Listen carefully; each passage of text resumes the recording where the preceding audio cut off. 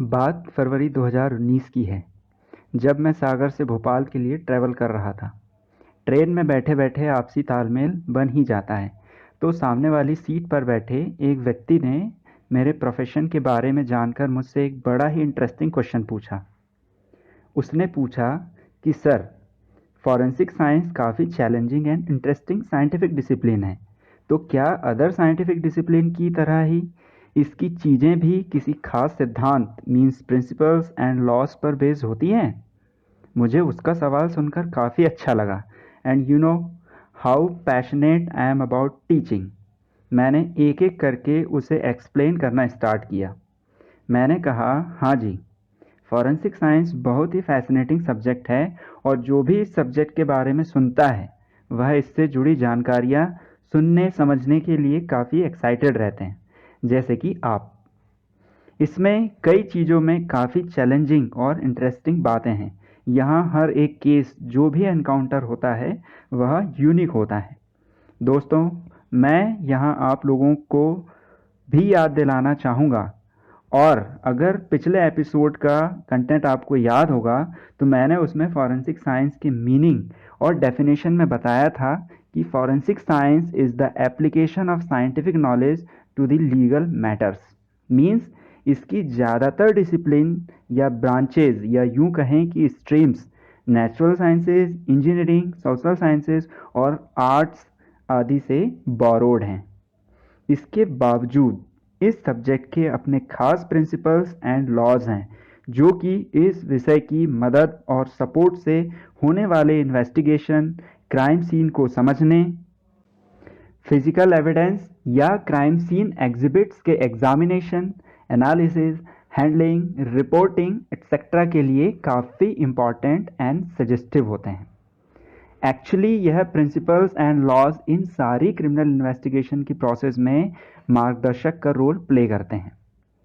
सभी के मन में एक कॉमन क्वेश्चन यह भी आता है कि क्या laws and principles have the same meaning और the meaning of both the terms are different.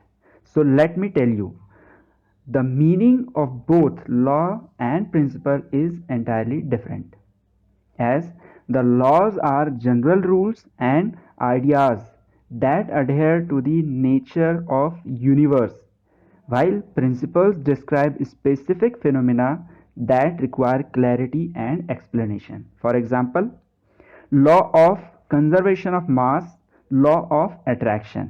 On the other side, principle of chromatography, principle of spectroscopy, etc.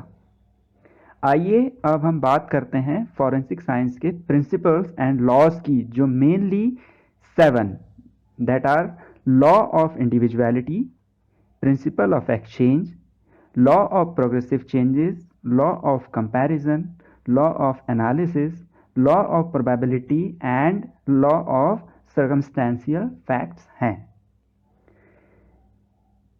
First, अब मैं आपको वन बाय वन करके जो है एक एक प्रिंसिपल एक्सप्लेन करता हूँ। So first is the law of individuality. This is a fundamental law of forensic science which states that every object, natural or man-made, has all individual which is not duplicated in any other object. Means each and every person, object and other things involved in the crime or any case has its unique identity. Individuality, और चाहे वह natural हो या man made, कभी भी exactly same नहीं हो सकती। और यदि यही फैक्ट इस्टेब्लिश कर लिया जाता है तो किसी भी क्राइम या केस को सॉल्व करना काफ़ी आसान हो जाता है। And the aim of forensics is to focus on the source of two items, that is question or known, which are thought to have come from a single source, although the reality is entirely totally different. For example, in case of personal identification, हम बात करते हैं fingerprints की। No two fingerprints are same. In firearm related cases, no two bullets fired from two different Guns of the same make and model are same. In question document related issues, no two handwriting are the same.